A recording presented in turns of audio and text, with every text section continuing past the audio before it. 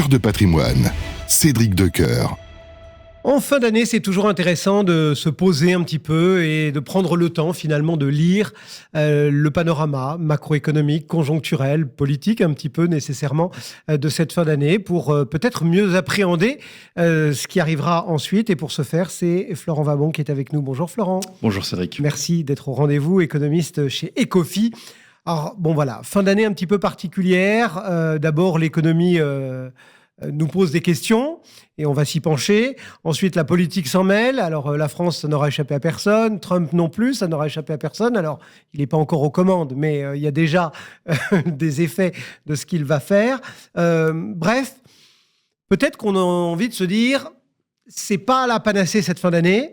Il y a peu d'espoir. Enfin voilà, vous voyez les choses comment ? Est-ce que finalement, il faut broyer du noir ou est-ce qu'on peut quand même regarder les choses avec un petit peu d'espoir? Je pense qu'il faut distinguer les zones, et notamment là où ça broie le plus de noir, si je puis dire, c'est en zone euro en ce moment. C'est-à-dire qu'effectivement, tous les indicateurs nous montrent que l'économie n'est pas au beau fixe, c'est le cas de le dire. En revanche, et je vais peut-être vous étonner Cédric, malgré tout ce que vous venez de dire, chez Ecofi, on est plutôt optimiste sur la croissance à attendre en 2025 pour la zone euro. Et notre raisonnement repose sur 3 briques. La première, c'est que l'on pense que la consommation va repartir en zone euro. Alors je sais, ça paraît assez utopique, mais ce que l'on voit, c'est que d'ores et déjà, dans les indicateurs de confiance des consommateurs, on commence à voir un redressement de ces indicateurs-ci, à la faveur de la désinflation, de la baisse des taux. Et puis ce qu'il faut aussi bien regarder, distinguer, c'est les différents pays au sein de la zone euro. C'est vrai qu'on parle beaucoup de la France, on parle beaucoup de l'Allemagne, c'est ceux qui s'en sortent le moins bien. Mais quand on regarde par exemple l'Espagne, le taux de croissance du PIB de l'Espagne va dépasser celui des États-Unis en 2024. Et on pense qu'en 2025, ce sera encore un bon cru pour l'économie espagnole. Alors que pour faire une comparaison avec notre petit hexagone, entre guillemets, l'Espagne non plus n'a pas de budget, hein, et ça fonctionne. Tout à fait. Et donc de ce point de vue-là, première brique, la consommation. Le consommateur de retour en zone euro pour 2025. Deuxième brique, l'investissement des entreprises. Alors là, de la même façon, si on regarde la France, ça ne va pas très bien. Par contre, si on élargit un peu la focale, on voit que dans d'autres endroits, ça commence timidement à repartir. Et là aussi, à la faveur de la baisse des taux et de la reprise de la consommation, on peut décemment envisager une reprise de l'investissement. Puis troisième brique, qui cette fois-ci est un petit peu plus subtile, un peu plus structurelle et qui est teintée d'une forme d'espoir, si je puis dire, c'est qu'on anticipe que des facteurs structurels, plus structurels, vont être à l'œuvre en 2025. Vous avez cité tout à l'heure Donald Trump. La manière dont il agit, c'est un peu comme un négociateur. Et ce que l'on pense, c'est qu'effectivement, du côté de l'Europe, on a un pouvoir de négociation, et notamment que ce soit le plan de défense qui a été évoqué de la part de la Commission européenne. Ça peut être un élément pour essayer de contrer la mise en œuvre des barrières tarifaires. Pour le dire très clairement, effectivement, il a dit dans son programme qu'il allait appliquer 10% sur les biens en provenance d'Europe, mais ça n'est pas garanti. Pour lui, en tout cas pour nous, ça va plutôt être une arme de négociation plutôt qu'une menace prête à être mise en œuvre immédiatement. Malgré tout, il y a aussi un aspect qui est intéressant, c'est peut-être très macroéconomique là pour le coup, mais c'est celui de la Banque Centrale Européenne. On a vu qu'elle avait finalement, qu'elle maintient sa vision, qu'elle maintient sa trajectoire. Comment est-ce qu'on voit les choses ? Parce que là aussi, quand on regarde de l'autre côté Donald Trump, et on y reviendra peut-être, mais on peut se dire que quelque part, à un moment, il y aura du tiraillement sur les devises, Bon. Donc, comment est-ce que vous voyez les choses, vous, pour les mois qui viennent, sur cet aspect purement BCE, peut-être avant de franchir l'Atlantique ? Alors, tout d'abord, je propose de revenir un tout petit peu en arrière et de regarder ce que, au tout début d'année, le consensus anticipait sur la Banque Centrale Européenne. Ce qui était dans les cours, entre guillemets, c'était de se dire que la Banque Centrale Européenne n'allait pas se démarquer de la Fed et allait patienter jusqu'à ce que la Fed baisse ses taux. Or, ce n'est pas ce qui s'est passé. Elle a baissé ses taux dès le mois de juin, avant la Fed, et elle a continué à le faire. Là, le 12 décembre dernier, donc la semaine dernière, elle a baissé ses taux pour la 4e fois, 3e fois consécutive. Et de ce point de vue-là, on peut dire qu'elle s'est véritablement démarquée. Alors pourquoi ? Eh bien parce que l'inflation a beaucoup baissé, et puis parce que l'économie européenne est, on vient de le dire, mal en point. Alors la question que vous venez de me poser, c'est plutôt de se projeter cette fois-ci sur 2025. Alors nous, ce qu'on anticipe, c'est encore 2 à 3 baisses de taux, grand maximum. D'accord. Donc là, c'est une démarcation assez forte vis-à-vis du consensus, pour les raisons que je viens d'évoquer, c'est-à-dire que comme on anticipe un redressement de l'activité, on pense que l'urgence sera moindre en 2025 pour la Banque Centrale Européenne. Pour le dire encore plus clairement, nous, on anticipe un point d'atterrissage du taux de facilité de dépôt de la Banque Centrale Européenne, celui qu'on a coutume de regarder, aux alentours de 2,25%, tandis que le marché, lui, est plutôt en dessous de 2. D'accord. Voilà. Mais ça veut quand même dire qu'il y a encore des baisses de taux dans les tuyaux. Et donc, ça va alimenter ce redressement de l'activité. Du coup, si on essaie de traduire tout ça, parce que c'est aussi un petit peu le but de l'entretien, en termes d'allocation d'actifs, comment on doit considérer la classe européenne ? Alors là aussi, je vais sans doute vous étonner parce que le pessimisme est très fort sur les actions de la zone euro. On aurait plutôt tendance à parier justement sur un rebond des actions de la zone euro. Alors pour les raisons que je viens d'évoquer, les baisses de taux de la BCE qui vont porter leurs fruits. Alors quand je dis les baisses de taux, c'est passé et à venir. On a une décote qui est absolument historique vis-à-vis des États-Unis. De manière générale, le monde entier est en décote par rapport aux États-Unis. Et d'ailleurs, les actions de la zone euro sont chroniquement décotées par rapport aux États-Unis. Ça, il faut quand même le mentionner. Mais là, on est sur une décote de l'ordre de 40 à 45%. Donc en moyenne, on est plutôt 15 à 20%. Donc la décote... devrait y avoir une forme de rattrapage. Une forme de rattrapage, mais on peut rester peu cher pendant très longtemps. Donc c'est pas un argument nécessaire et suffisant. Donc il y a effectivement ce redressement de l'activité que l'on anticipe, qui nous positionne, je l'ai dit tout à l'heure, dans le camp des optimistes, si je puis dire, et puis ces baisses de taux qui donc pourraient favoriser un rebond des actions de la zone euro. Donc voilà pour l'Europe. Franchissons donc l'Atlantique. Jetons un petit œil du côté américain.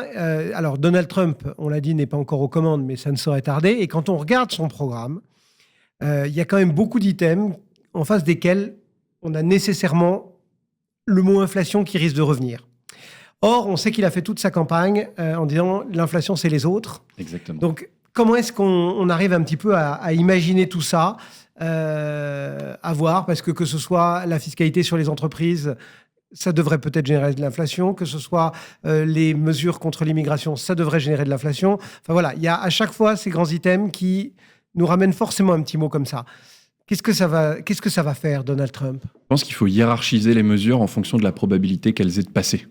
Donc si on regarde par exemple les baisses de taxes, a priori c'est cette mesure-là qui récolte le plus d'adhésion. Ça, c'est sur les entreprises. Voilà, baisse de taxes au niveau des entreprises, c'est ce qui récolte à mon avis le plus l'adhésion du côté du Parti républicain. Donc ça, à mon sens, c'est ce qui aura lieu, peut-être de manière un petit peu plus circonstanciée que ce qui est écrit dans le programme, mais ça va avoir lieu. Donc ça va être plus inflationniste, mais je vais essayer de distinguer les sources d'inflation, plus inflationniste par la demande.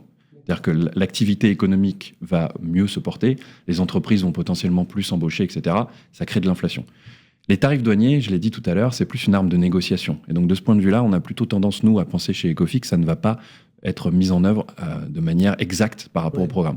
C'est un peu plus inflationniste par l'offre, mais c'est pas garanti. D'autant que les entreprises ont des marges importantes, elles peuvent rogner un peu dessus, et les consommateurs sont peut-être un peu moins captifs par la hausse des prix. Ils vont peut-être un peu moins répondre à la hausse des prix. Donc les tarifs douaniers, je modérerai un peu le point. Et la politique anti-immigration, là aussi, on a l'impression que c'est aussi une forme d'arme de négociation. On l'a vu avec le Mexique et le Canada.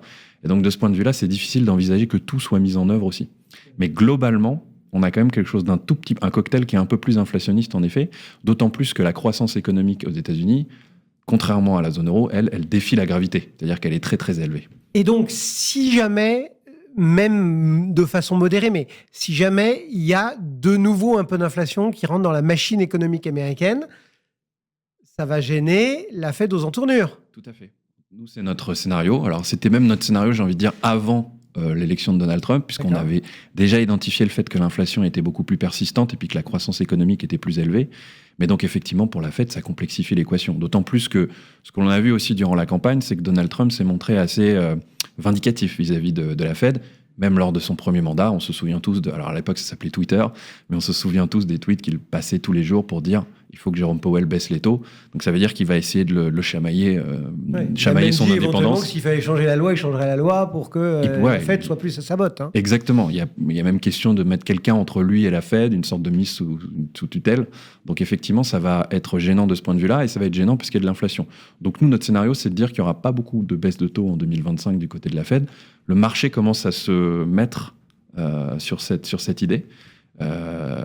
Mais en tout cas, oui, effectivement, la croissance économique, le marché de l'emploi qui commence à se stabiliser, qui est encore instable mais qui se stabilise, et l'inflation qui devrait rester assez persistante. Et s'il y a une décorrélation comme ça entre les deux rives de l'Atlantique en termes de politique monétaire, il y a forcément une question de devise, de taux, de change à avoir en tête, non ? Exactement. Alors, sur la question des changes, il faut se rappeler, c'est pour ça que j'avais fait un retour en arrière tout à l'heure, que c'était déjà le sujet lorsque la Banque Centrale Européenne envisageait le fait de baisser les taux avant la Fed. tout le monde se posait déjà la question de se dire ils ne le feront jamais parce que sinon l'euro va s'effondrer. Finalement, ils l'ont fait. Le sujet sur l'euro, c'est effectivement le différentiel de taux d'intérêt, c'est un facteur explicatif très important. Mais si on considère qu'il y a un redressement de l'activité qui s'ensuit, là, on peut avoir effectivement... voilà, exactement. Bon, ça, c'était une petite césure. Juste pour terminer, puisqu'on était aux États-Unis, vous nous avez parlé des actifs européens. Si on pose la même question sur les marchés américains, qui sont très hauts, qui ont les magnifiques, etc., qu'est-ce qu'on se dit? On se dit prudence, attention. On se dit que le marché est cher, archi cher, Ouais. mais qu'il peut le rester on n'a encore. pas le choix de... Exactement, il peut le rester encore très longtemps. On a plein d'exemples dans l'histoire des États-Unis où un marché était cher et il est resté encore pendant plusieurs années de suite. Une fois qu'on a dit ça, il faut quand même regarder ce qui se passe, décortiquer les chiffres. Et effectivement, quand on regarde les indices américains, ils sont majoritairement composés, enfin, majoritairement j'exagère, mais aux alentours de 30%, c'est 7 valeurs, les fameuses 7 magnifiques que vous venez de citer. Et ces valeurs-là sont des valeurs de la technologie. Si on enlève ces 7-là, d'un seul coup, c'est un peu moins cher. Ça reste relativement... C'est bon marché, on va dire. Voilà, c'est ça. Exactement. Donc on peut être tenté d'aller vers ces valeurs-là plutôt que vers les autres. Mais je pense que rien ne peut battre les 7 magnifiques, en tout cas pour le moment, tant que les résultats sont au rendez-vous. C'est ça la question. Savoir s'il y a une récession aux États-Unis, nous on pense que non. Et puis si les résultats sont au rendez-vous, les 7 magnifiques vont continuer leur progression. Mais il pourrait y avoir un écart qui se réduit un petit peu entre les 493 autres et les 7 magnifiques.